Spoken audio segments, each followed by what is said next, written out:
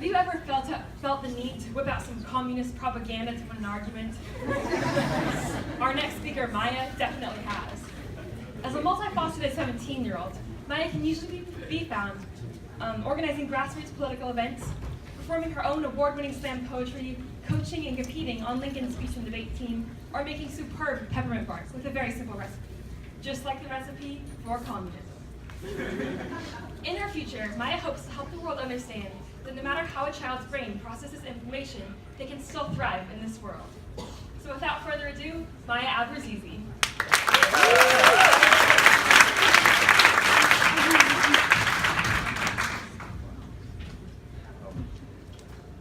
When I was 3, my parents attended their first ever parent-teacher conference at the local Montessori school.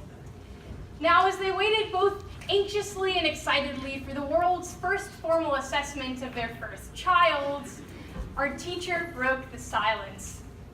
Never in my 30 years of teaching have I ever met a child like Maya. Based on the tone of her voice, we could all tell this was no compliment.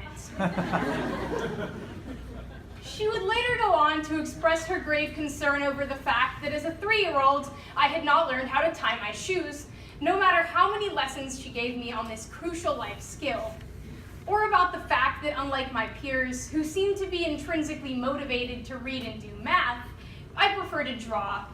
And then when I got bored with drawing, I would misuse the Montessori toy stacking blocks, turning them into imaginary toy cats with whom I'd have imaginary tea parties.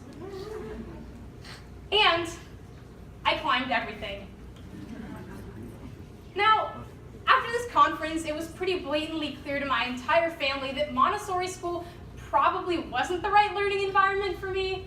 So my education-obsessed Russian mother decided to pull me out of that school and put me in a more formal, more traditional learning environment, hoping that the problems would just somehow resolve themselves.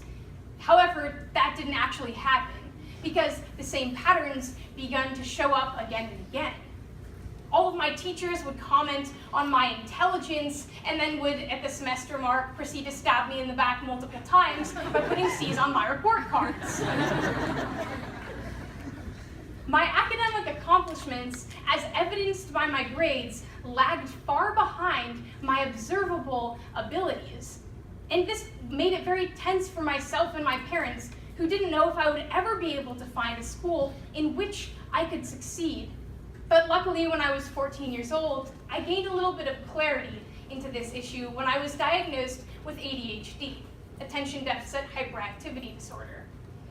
As I've gotten this diagnosis and proceeded to be a student in the school system, I've gained a lot of insights as to how our school system treats students who learn differently from the rest. And that's some insight that I would like to share with you today. So, unique minds have existed since the dawn of time, and they've revolutionized our world from the very beginning. According to BrainPick from 2011, every modern convenience and technological innovation you enjoy today has been brought to you by somebody with a unique mind. Your telephone was brought to you by dyslexia.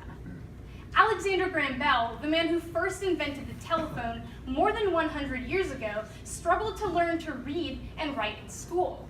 Leonardo da Vinci, that guy you think of as the weird dude who drew pictures of naked people on circles, was actually an architectural revolutionary who was considered to have an overactive imagination, a trait consistent with the modern diagnosis of ADHD.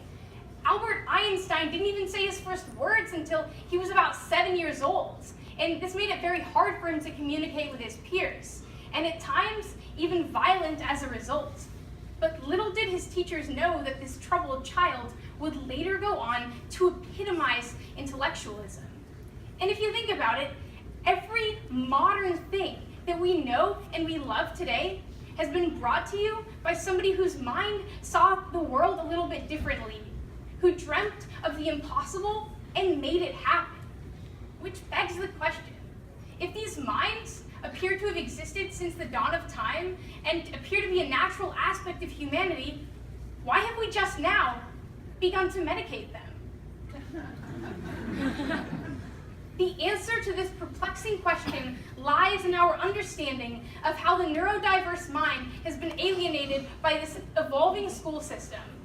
And next, once I talk about this, I am going to be discussing with you how the modern school system is serving our students. Spoiler alert, it isn't. And then finally, I'm going to be discussing with you today a three-tier approach as to how we can actually resolve the problems within our school system so that all kids can learn in school. So most things that have existed into the 21st century have undergone some sort of evolution, except for our school system, which has remained remarkably the same since the very first revolution that made public education accessible to everybody. Because before public education existed, there was this general idea that only rich white males were actually capable of learning things. However, due to the behaviorist revolution, where scientists like Pavlov and Watson discovered that for as long as you reward basic skills after they've been completed, kids can learn things, we've realized that you can actually teach everybody, even people who aren't rich white males. Revolutionary, I know, I was surprised too. And this revolution in education happened at the perfect time, right when it coincided with the Industrial Revolution, where all the jobs that existed in this time period were very much based on menial factory labor.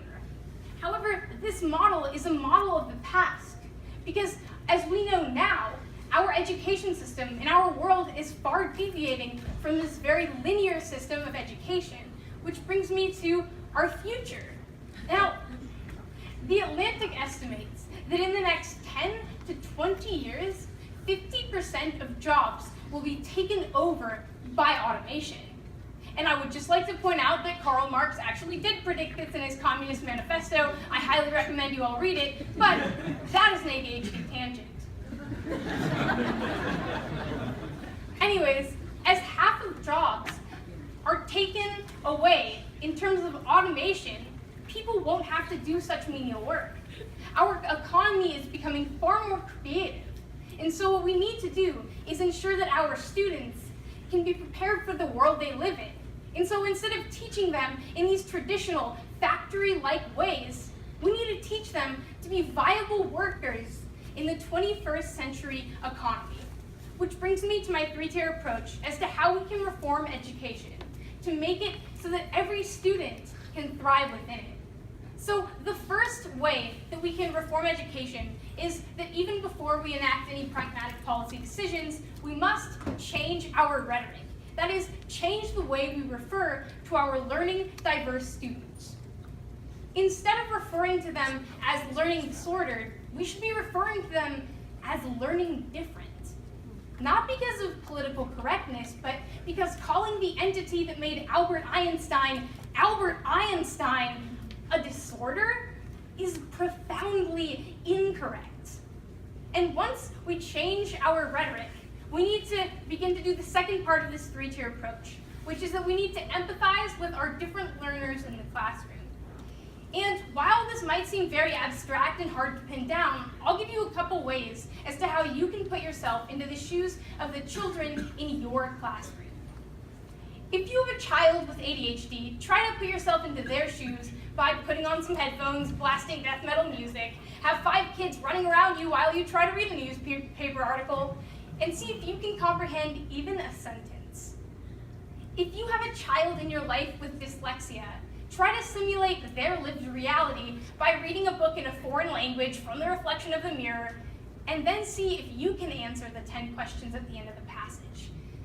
And if you have a child in your life on the autism spectrum, try to recreate their sensory-rich environment by replacing your fluorescent lights with strobe lights, wear cardboard instead of underwear, burn incense, have 5 kids yelling at you while one repeatedly pokes you in the shoulder in the most annoying possible manner, and then see if you would be willing to communicate with anybody. And then realize that for the kids in your life, this is not a simulation. This is their lived reality of every second of every day.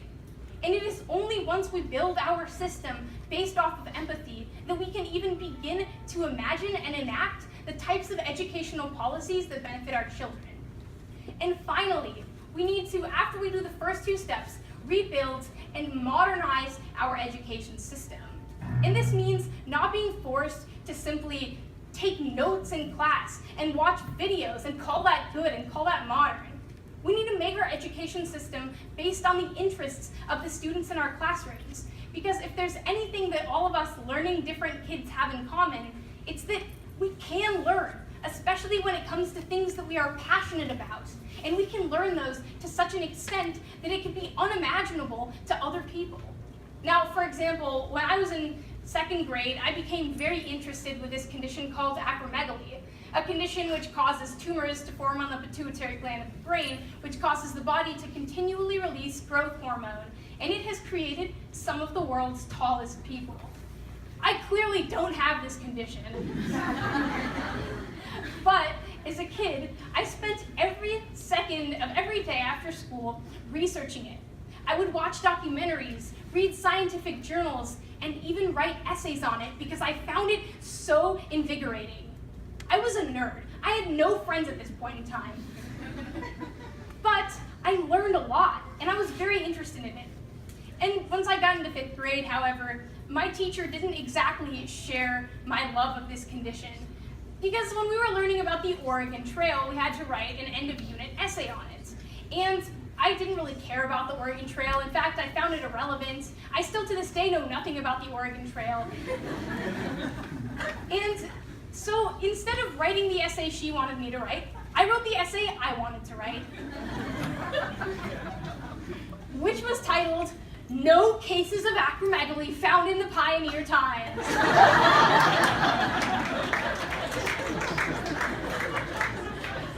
I failed that essay harder than Bush failed at being president. But my point is that you really have to wonder about how many kids are just stuck in special education or even regular education classrooms, bored to tears and eating paste, when they could be revolutionizing the world we live in. The time to act is now. Every day we force a neuroatypical student into a neurotypical mold, we lose the amazing inventions and innovations that inevitably come with them. If we want even so much as a shot at curing cancer, solving world hunger, or cleaning up the trash islands in our oceans, we must create an education system wherein our young people can use their energy to thrive, not merely to survive. Think about how wonderful it would be if we could just put the pills down for once and experience these wonderful, unique, special brains that we were given in our own unique way.